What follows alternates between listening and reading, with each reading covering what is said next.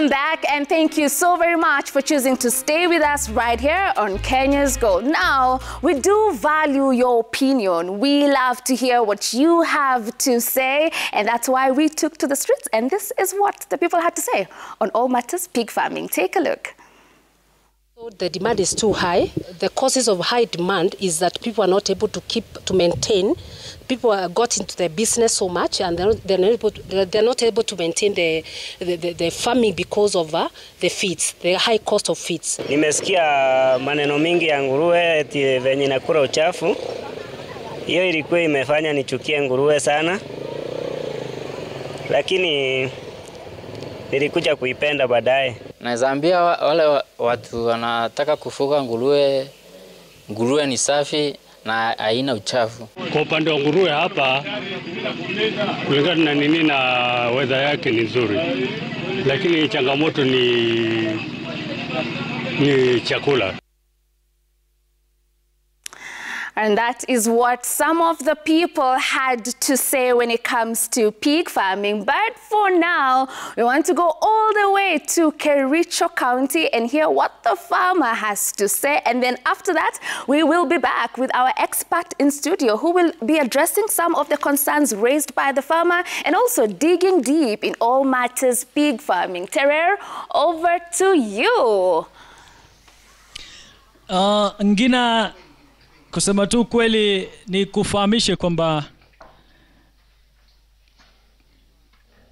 hapa kuna nguruwe. Huyu nguruwe mara nyingi huwa tunafikiria kwamba anafaa kuwa mchafu. Lakini angalia huyu bingwa amehakikisha kwamba nguruwe wake roho safi. Angalia manyoya yake. Ako sawa kabisa taratibu. Ninaye bingwa moja hapa ambaye atajitambulisha kwa kutuambia jina lake kisha anieleze alifanyaje, mbona nguruwe wake safi. Shukran bwana Terer. Tumia lugha yote. Na karibu kwa huko nyumbani. Huko kaunti ya Kericho, eneo bunge la Belgut, wadi ya Kabianga. Huku mimi ni mkulima hodari mchanga vile umesema. Hii ukulima ya nguruwe nilianza mwaka wa 2020. Ile siku za corona tukakuwa nyumbani, mimi na ndugu zangu na dada zangu tukaona wacha tuanzishe ukulima ya nguruwe. Hii ni baada ya kutembelea Farmers Choice pale Nairobi. Tukaenda huko wiki moja, tukaangalia mambo yao, tukaangalia market, wakatuambia market iko. Tukarudi nyumbani tukaanzisha ujenzi wa nyumba ya nguruwe. Watu wengi mara nyingi wanasema kwamba nguruwe anafaa. Tunajua nguruwe hana usafi, lakini wako unahakikisha kwamba wana usafi. Usafi wa nguruwe huwa inategemea mtu, kwa sababu ukiacha nyumba yako ikiwa chafu, nguruwe atakuwa chafu. Ukiweka nyumba ikuwe safi, utapata nguruwe akiwa wachafu. Sasa ndio uone nguruwe zangu wakiwa wasafi hivi ni kwa sababu kila asubuhi nikiamka nasafisha nyumba ya nguruwe na before ni walishe. So kila asubuhi nafanya usafi na wabadilishia chakula na wapanguzia nyumba before ni walishe. Ndugu yangu, kuna mtu ambaye anakutazama. Wewe ni mdogo, umesema una umri wa miaka 25. Sasa hapo ni nini kilikusukuma ukaamua kwamba mimi ni mdogo lakini ndajisukuma kufanya hii kazi? Sana vijana huwa wanajihusisha kwa mambo mengi, mambo yasiyo ya maana sana. Mimi nikaona ukulima ni kitu kilicho moyoni mwangu, kwa sababu tumelelewa na wazazi wenye wanapenda ukulima. Kwa sababu huko nyumbani si nguruwe pekee tunao hadi ng'ombe, tunao hadi kuku. Sasa ukaamua ndo nguruwe. Ulianza na wangapi? Nilianza na nguruwe 3. Nilianza huo mwaka wa 2020, nilikuwa na nguruwe 3 niliowaleta, wakazaa wote 3, nikawa na nguruwe 24. Kumaanisha kwamba nguruwe wako wa kwanza, tuseme hivi, nguruwe akizaa anazaa wangapi? Nguruwe moja akizaa anaweza zaa hadi nguruwe 14 ama 15. Yote inategemea iko na tits ngapi. Unahesabu tu alafu ndio utajua ni ngapi inaweza zaa. Lakini mara ya kwanza nilipata piglets, hao nguruwe wadogo 22. Na wako wale nguruwe ambao uliwachukua ni aina gani? Nguruwe iko tofauti. They are of different breeds. Utapata kuna inaitwa Landrace, kuna inaitwa Duroc, na kuna inaitwa Large White. Sasa mimi nilileta mbili. Aina mbili, Landrace na Large White. Sasa hao ndio nilianza nao. Sasa hao ndio wale wa kwanza, hata tulishawauza wameenda. Sasa hii tuko na wenye walizaliwa hapa sasa. Wakati unawalisha hawa nguruwe, kuna vyakula speciali ambao unawapatia hasa yule ambaye ana mimba? Kuna chakula speciali. Tunakuanga na formula ya kumix chakula ya nguruwe. Wenye huwa tunatumia kwa wale wenye wamezaa, kwa wale wenye wako karibu kuzaa, na wale wadogo ambao bado hawajafikisha miezi 3 na kuendelea. Kuna changamoto ambazo unazipitia? Kuna changamoto kiasi cha haja, si mengi sana. Changamoto kama vile kupata wengi wa wafugaji wa nguruwe wanakuanga na complaints kwamba hakuna market. Okay. Lakini kwangu sijapata changamoto sana kwa market, kwa sababu nakuanga na local dealers wananunua. Watu wanakuja kuchukua kutoka Nakuru, kutoka Kisumu. Alafu kwa maradhi pia, nguruwe si mnyama ambaye anakuanga na sana mgonjwa. Kwa sababu hatujapata itilafu sana kwa maneno ya magonjwa. Bila wasiwasi tutarejea, lakini utanipatia kuna maswali ambayo ninayo kuhusu hasa wewe ni mdogo, yule ambaye anakutazama na angependa kujiingiza hapa atafanyeje. Lakini kwanza nakurejesha kwa dadangu Ngina ambaye yupo studioni. Absolutely amazing to see that young farmer in Kericho who is doing pig farming and doing it so well. Now, I know you back at home as a young person, you're probably wondering, what do I need to look out for as I venture into pig farming? What are the do's and the don'ts? And that's the conversation we're about to have right now with our esteemed guest, Mr. Calvin Kodongo, Managing Director at Sidai and also a professional vet. Thank you so very much for making time. We're so honored to have you here. And as we start the conversation, before we get into the meat of it, we'd like to understand what is the work involved at Sidai? Well, Sidai is a fully integrated, vertically integrated company that has got a core mission to be able to impact smallholder farmers and pastoralists across the country to produce their food productively and profitably. So our core mandate lies with the small scalers and the vulnerable, ultra-poor people. All right. Now, as a young person who's now thinking about, should I get into pig farming? Yes, no. What would you tell them? What is the catch? Is there money? Is there market? What would you tell them? Why pig farming? Well, pig farming is one of those fast-growing ventures in the livestock sector. Current per capita consumption of pigs is about 0.2 kilo per person.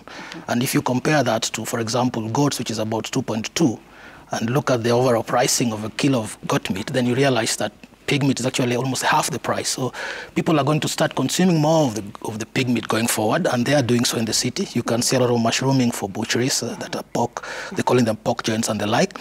This is a venture that can be scaled up quite quickly.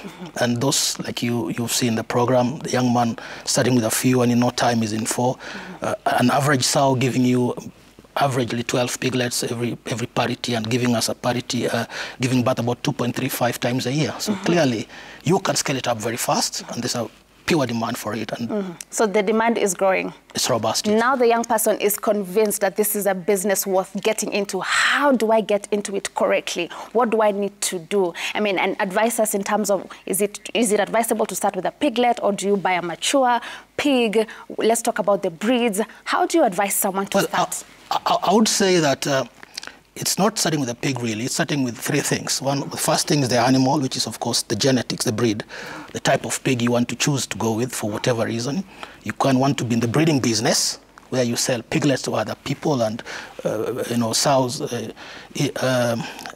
served sows to other people. Or you might want to be in meat and pork and bacon and all those kinds of things.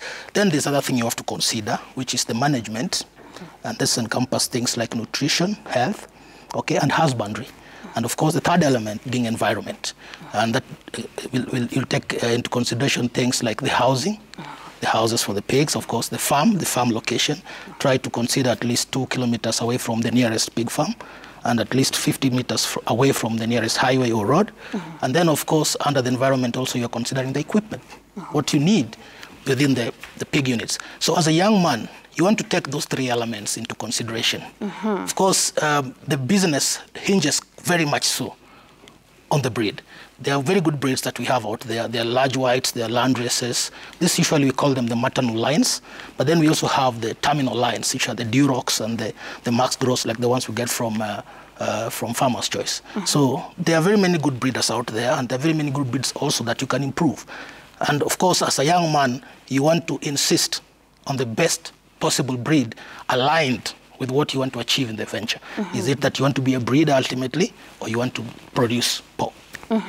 Now, when you were speaking about the housing, a lot of times you hear people talk about, oh, pigs are quite dirty, you don't have to care so much about the infrastructure. Please tell us, as a professional and someone who's been doing this for a very long time, how does the infrastructure for pig need to look out? And what is that bit about them not being very clean? Is it a thing? I think on the contrary, pigs are possibly the cleanest animals, I think. Really? Pigs don't want to go do their thing where they're eating. Pigs are these animals that will segregate the space that they do their thing and the one that they eat at and where they sleep. So pigs are very clean animals. If you put pigs in the right environment with good housing and structure, pigs will naturally want to, say, defecate and urinate in a certain spot within the house. And that won't be the space at which they are eating. So housing is very important. You want to consider the floor. The floor is very, very key because pigs are known to root, They have a very tough snout. They kind of root the floor a bit. And you also want to make sure that the floor is quite firm, compact, and well done, but of course washable. Washing is a very key element in all animal husbandry and exercises because it's the first thing you do in terms of biosecurity and controlling disease infections in the animals. But then, considering that housing is a very big fixed cost that has to be taken into consideration at the beginning, there are many options the young people can take.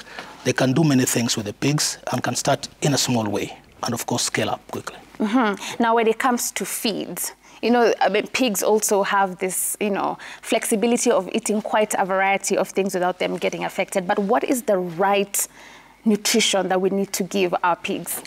Well, I think in the country we have several players who produce pig diets, but we also still have a lot of backyard pigs, and these eat anything out there. That is not the best production system. As a young man wanting to go into this, what you want to consider is a quality, highly nutritious, highly digestible diet, and usually this diet must have good energy levels, good protein levels, good mineral and vitamin sources, and fat, and even fiber. So it's basically a balanced diet. And if pigs are well fed, these pigs can actually give you live weights of up to 75 to 90 kilos in about 6 months. But if, on the contrary, you let them feed on any other thing, then they can actually be giving you the same kilos in 12 months. So is it that you're in the business for the commercial sense of it, or are you in the business just for hobby? If you're in for the commercial bit of it, you're going to have to give them the good diets. So we have a starter diet, we have got creep diets, we have got a sow and weaner meal, we have got finisher diets, and every stage of the pig rearing, you must face it, so that you must, face this in the pH, SE. In the sense that you go to consider the diets you give the young piglets, which must be different from the sows, which will be different from the dry sows, the lactating sows, the gestating sows, and the boar.